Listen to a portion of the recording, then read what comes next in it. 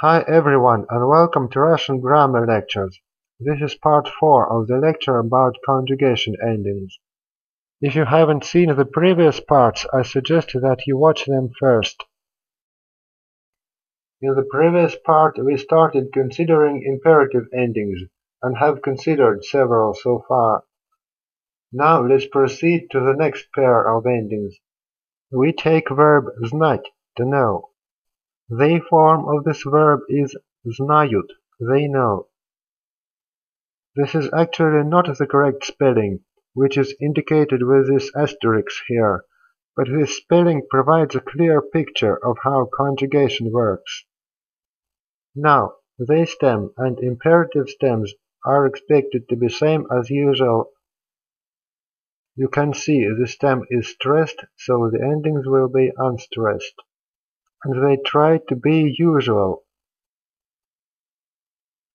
And this yields the correct pronunciation of these imperative forms. As for the spelling, it's necessary to remember that the soft sign can never be written after letter E. Removing the soft sign yields the correct spelling of endings after letter E and doesn't change pronunciation. Thus, the imperative forms are znай, znайте. As for the spelling of they form, when letter E happens to stand after any vowel letter and is followed by a soft vowel letter, then such letter E is almost always hidden away from the spelling. Removing such letter E doesn't affect pronunciation. The corresponding sound Y remains. So that's the correct spelling of they form, знают. You can notice now that the written they stem and the written imperative stems are actually different, while the pronounced stems are same everywhere. Now let's take another verb, лечь. It's a perfective verb. It means to have lied down. They form is лягут. They will have lied down. They will lie down. And again, the stem is expected to be same in all forms, and the imperative endings are expected to be as usual. The endings are unstressed, because the stem is stressed. Now we've got this almost correct pronunciation of imperative forms. But one more thing to be taken into account is that this voiced consonant sound g becomes unvoiced consonant k, because it's the final consonant in this word. And this sound g also turns into k, because it's followed by this unvoiced consonant sound t. In the spelling we see letter g stand for hard consonant sound k, then this letter g may not be followed by the soft sign. And the correct spelling of the imperative endings here is this, the same as in the previous example. Now we've got the imperative forms, ляг, лягте, lie down. One might say that such unstressed endings are always used after letter g. But it's actually only this verb, лечь, and all its derivatives of course, that provide such an instance. Summarizing this table, we can notice that the singular imperative ending can be pronounced either E or it can be mute. The mute ending can be denoted with no letter in spelling, or it can be denoted with the soft sign. Actually, this case is not less usual than this case. So let's call this basic ending by default. It is used otherwise if the other conditions are not met. The plural imperative always results from the singular imperative by adding this subending «ти». Говори, говорите. Верь, верьте, ляг, лягте. Now let's have some practice in imperative endings. We take verb колебать, to sway. They form is колеблют, they sway. They stem is колебль. The imperative stem is the same as usual, and it ends in a consonant cluster. Besides, the stem is stressed. Then, the singular imperative ending will be unstressed e. The singular imperative is колебли, sway. By adding sub-ending "t" to the singular imperative, we get the plural imperative, колеблете, sway. Next, we take verb читать, to read. They form is читают, they read. Now, to get the actual they stem, we need to restore letter E, which is hidden between vowel letter A and soft vowel letter U. Here it is. Now we've got they stem, which is читай. And it also is the imperative stem. The stem is stressed and ends in letter E. In this case, the singular imperative ending is mute with no letter standing for it. The singular imperative is читай, read.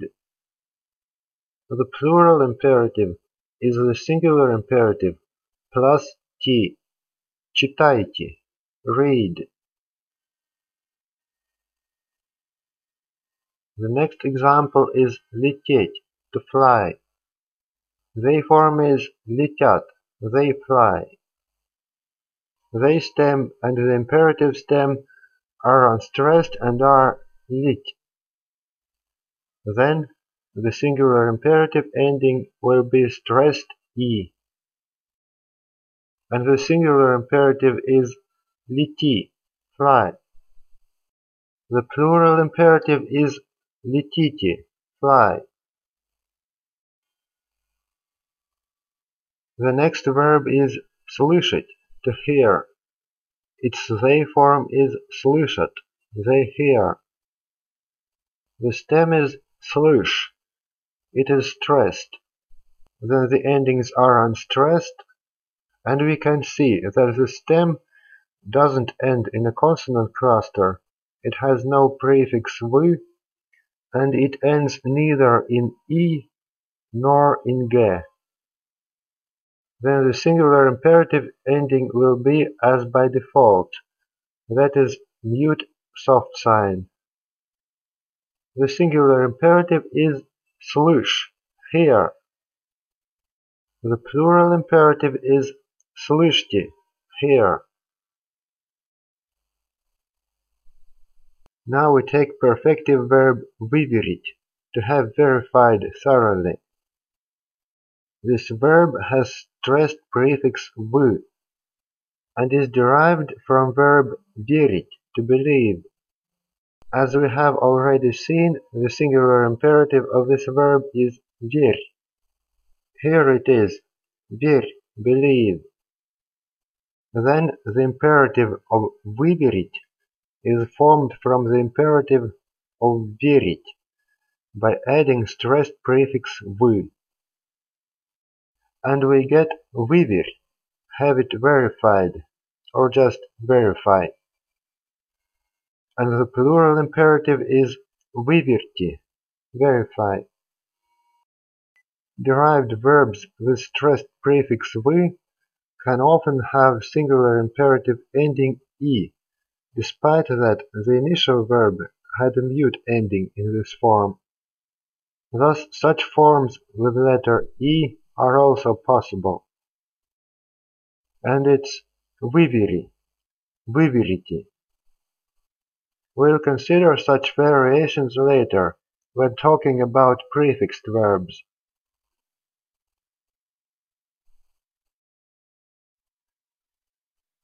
Now let's return from imperative forms only to full conjugation patterns. All the four basic patterns introduced in this lecture can be merged to yield this generalized pattern. It shows only the most common conjugation features for all verbs. The interrogation mark stands for something that can vary from verb to verb. The singular imperative ending, as we know now, can be either "e" or mute. The plural imperative depends on the singular imperative. All endings here can be either stressed or not. This pattern is actually of little practical use. It's just for your information. Now let's consider some particular verbs, such verbs whose they stem ends in a hard hashing sound. It may be sound sh or sound zh. It turns out that in Russian there are no such verbs that would have they form ending in shut or zhut, the ending being stressed. It means that if they stem ends in sh or zh, then the ending of they form will not be ut stressed. Then such verbs are expected to follow the general phonetic pattern. And they do follow it, but some phonetic phenomena will take place in this case and slightly change this pattern. So let's call it the general phonetic pattern with a hard hashing stem. As an example, we take verb спешить, to hurry. The form of this verb is спешат, they hurry. The stem спиш is same for all present future forms. Now, in blue endings here, we have sound E following a hard consonant sound sh, which is impossible in Russian pronunciation. Besides, sound sh is always hard and cannot be softened. So, due to vowel accommodation phenomenon, sound E changes into sound U after a hard consonant to yield an acceptable pronunciation. It happens in all the blue endings. Now, the stem is unstressed, then the endings are stressed. Now we've got pronunciation of all present future forms. Я спешу. Ты спешишь. Он спешит. Мы спешим. Вы спешите. Они спешат. Now, from the ending of they form, we can see that it's a second conjugation verb. Then the blue endings have vowel letter E. I form has vowel letter U because it follows a hard consonant. The singular imperative ending will also be stressed, then it's ending E, not mute. Adding they stem to the imperative ending yields the following singular imperative form. And as it was in these forms, this sound E turns into sound U. And the singular imperative form is спеши, hurry. By adding sub-ending T to the singular imperative, we get the plural imperative, спешите, hurry. Generally speaking, one can say that the initial sound E of basic conjugation endings always turns into sound U when preceded by a hard consonant of the stem. In practice, such hard consonant can be only sh or zh. This phonetic pattern is followed by all the verbs whose they stem ends in sh or zh, and by a few other verbs that will be considered in further lectures. We've now considered all the features of conjugation endings. The next part of this lecture will be dedicated to practicing conjugation of various verbs. If you have any questions or comments, please feel free to let me know.